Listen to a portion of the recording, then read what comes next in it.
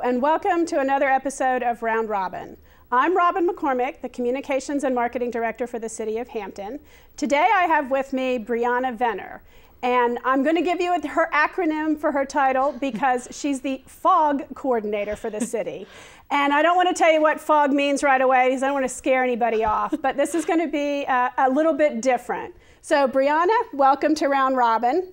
Thanks for having me. You are an educator Yes. for the city, but you're not just educating school children, you're educating the entire populace. Right. All right, do you want to tell us what FOG stands for?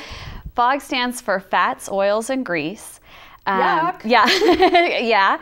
And really what the FOG program that the city has developed does is the goal is to educate citizens on what pouring fats, oils, and grease down the drain can actually do to your pipes, due to the city's sewer system.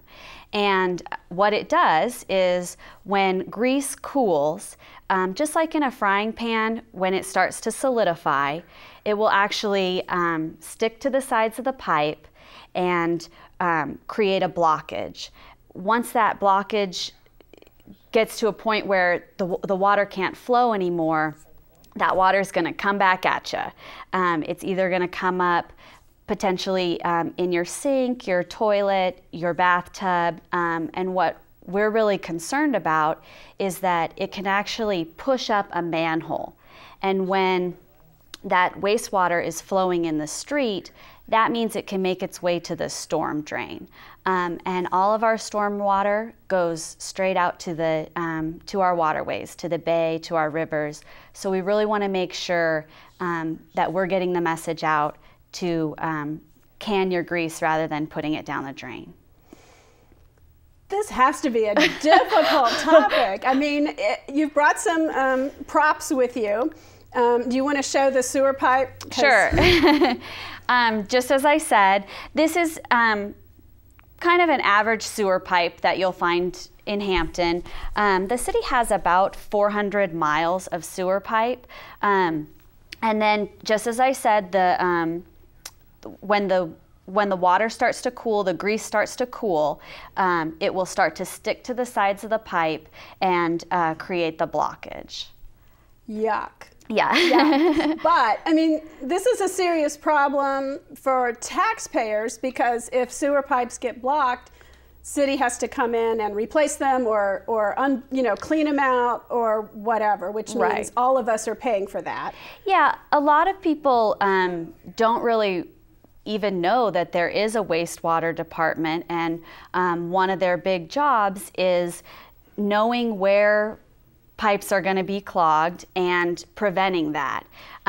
So we have people that actually they put a TV camera down in the pipe and they're surveying. And so when they find a pipe that's got a lot of grease in it, another crew will come in and they will actually clean all that grease out. So this is really an initiative where citizens can work with the city to really help us out to be more efficient, more cost effective. And it's as simple as, we like to say, just can it. Take an old soup can, pour that bacon grease, hamburger grease in the soup can. We have tons of these little lids that we're happy to give anybody who's interested. Put the lid on there, put it in your freezer, and when it hardens, just throw it out in the trash and start all over again. And it's really important, not only does it help our city pipes, but plumbing is, having a plumber come is expensive. So it's a really great way for citizens to kind of help themselves first before it even gets to the city side of the line. Right, because if there's a blockage between my sink and the main sewer pipe, that's my responsibility. Right. And even if it's in the main sewer pipe, it's going to come back to homeowners because property tax is the largest, revenue source for the city. So it is costly. But it's gross. It's, you know, who wants to think about that? Right. Now, you mentioned hamburger grease and bacon grease, and I think everybody knows those solidify at room temperature and maybe are more careful about those. Suppose I am doing a stir fry or I'm frying fish and I have a little bit of corn oil left in the fryer. Anytime, especially with fryer oil, because there's so much quantity, like let's say you're deep frying chicken or something like, or fish, that oil you want to actually, we recommend pouring it back into the container that it came from, and the best thing to do is take it to the next household chemical waste recycling. You can actually take your fryer oil there, and then that will be recycled. Now, other oils going down your drain, the best thing is really just as much as possible, just water down your drain.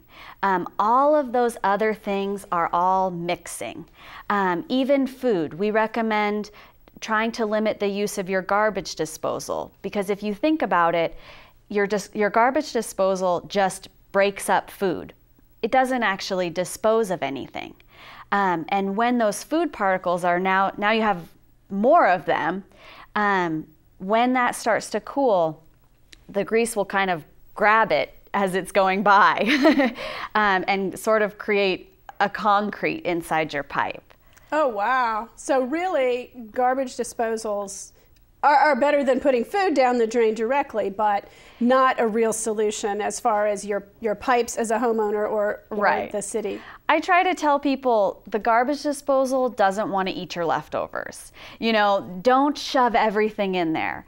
If something falls out of your hands, that's one thing, but you really want to choose the trash over your garbage disposal. And I'm going to put a plug in here. Garbage disposals also break a lot. That's why I got rid of mine. And they take up a lot of room under your sink. And I have started, and I'm sure many people out there have, using a compost bin instead and having compost so that food waste, for the most part, gets recycled and put into my garden so my tomatoes are healthier. Yeah, so you're ahead of the game.